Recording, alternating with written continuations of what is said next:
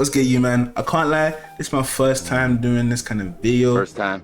So like, not too much. And not too much in the editor either, because he's figuring this shit out too. If you like this video, let me know. It's a new style video I want to try. So make sure you comment down below, whatever the fuck, woody woo. But let's get straight into it. Today I'm gonna speak on a topic you've probably heard a lot about. You've heard all the stereotypes, you've seen all this shit. But I'm gonna give you my kind of POV of the shit. Today we're gonna be talking about growing up African. Now me personally, I can only speak about the Nigerian POV because that's where I grew up. Basically, I feel like all Africans go through basically the same shit. If you walk up to African, you be like, yo, what's good? You honestly instantly click because like we've all had some kind of similar experience, bro. Alright, so boom, I split this shit up into like different categories and shit. And the first one I'm gonna talk about is punishments, bro. African parents have no chill when it comes to punishments. I promise you. It could go from like beatings to like you holding weird positions to a whole bunch of shit, bro. I promise you, they have no chill. Like I remember growing up, they had this one, but it's called a kaboko. It has like 3 different ends and it has one end you just hold.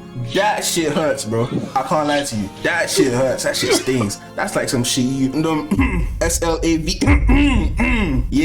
Yeah, while they was picking them up. Yeah, that shit hurt. It was that shit. Belts was like the go-to. Belts for dads was the go-to, bro. Especially if they had one on, they would take that shit in the smoothest fashion and whip the fuck out of you, bro. Niggas had no chill. But really and truly though, kind of like a lot of parents everywhere, they would really just throw the nearest thing they have at you. I promise you that slipper shit is no joke, bro. When they like catch the like end of the slipper with their toe, flick it up, they catch it and they throw it at you. That shit is so fucking real, bro.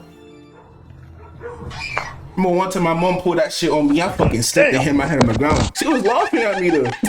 I love my mom, but sometimes like she just had no chill. But it will be like slippers, sometimes it's a TV remote, bro. And then when it breaks, they blame you and beat you even more. Shit is so crazy, bro. By the way, this ain't no child abuse. This is like you know, regular shit. So YouTube don't take this down. Yeah, bro, that show you how the punishments went, bro. I could dive more into it, but I think I'm gonna just leave it right there. But another thing about growing up African, bro, is the strictness. One thing I wish I didn't hate right now, I hate reading. I hate reading so much. It's not even like I kind of want to try and get into it again, but it's because of how I grew up. Basically, a lot of you will say I'm uncultured. You uncultured swine. Because there's certain shit you ask me, I'll be like, oh, I don't know the words to this, I don't know the name of this, I haven't been there, I don't know what this is. I hear a lot of that, especially in streams. You know, I hear it all the fucking time, but it's not my fault. Basically, as a kid, I was not allowed to go outside sometimes. I was not allowed to be on the internet or play games like that for real. Or sometimes like they would just lock me in my room just because. Then again, I'm gonna keep repeating this, I love my parents, but that's just how strict they were. They were always wanting to protect me, quote unquote. And what would they make me do? Read. Bro, I promise you, my parents made me read the whole Bible from Genesis to fucking Revelations. If you ask me right now what it's about, I can't tell you. But they made me read that shit, each page, summarize each chapter. I promise you that shit was hell, but I did it. Come on, man.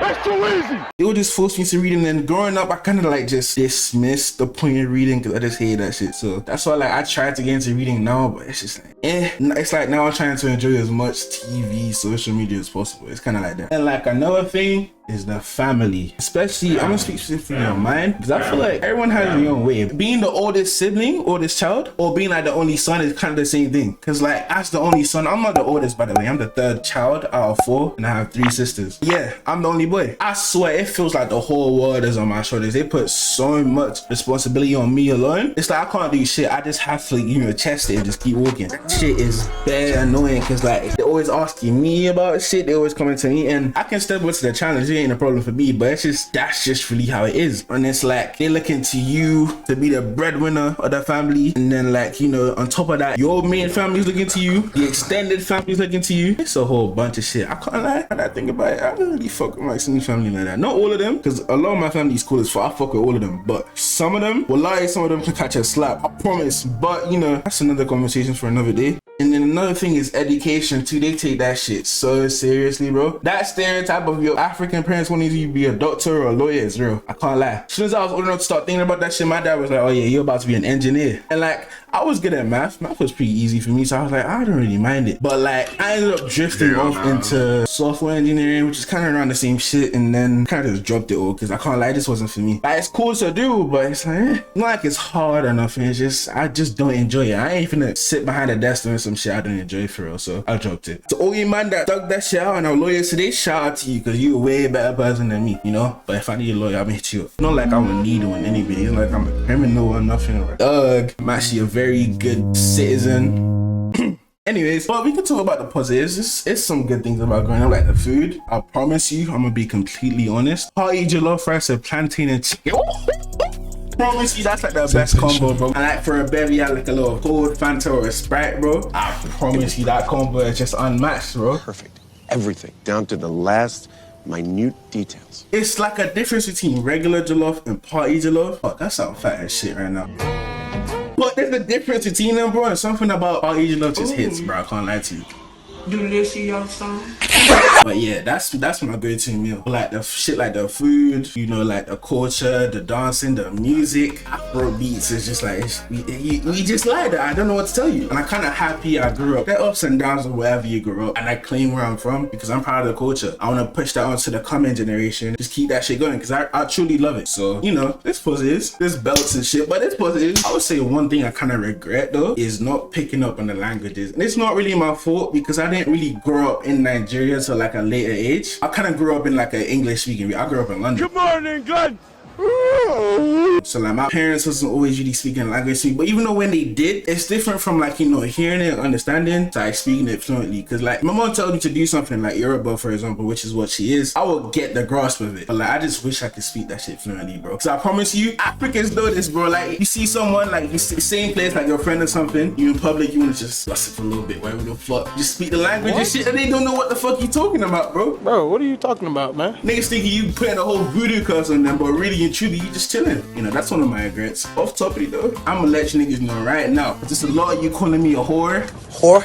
Know what I'm saying? I'm actually a very wholesome individual, but I promise you, I can speak French, I would be a whore. I don't know what to tell you, bro. I don't know what to tell you. I'm very wholesome. I be chilling. But if I can speak French, hopefully you guys enjoyed this video. Something different, something new. I will try to do more of these, but make sure you like, comment, and subscribe. We're on the road to 400 on YouTube right now. Hit the Twitch as well, the TikTok, all that shit. We grinding everywhere. I'm gonna see you man later. And yeah. Decisions, I say nah, nah, nah. Nah, nah, nah, nah, nah, nah, nah, nah, nah, nah, nah, nah, nah.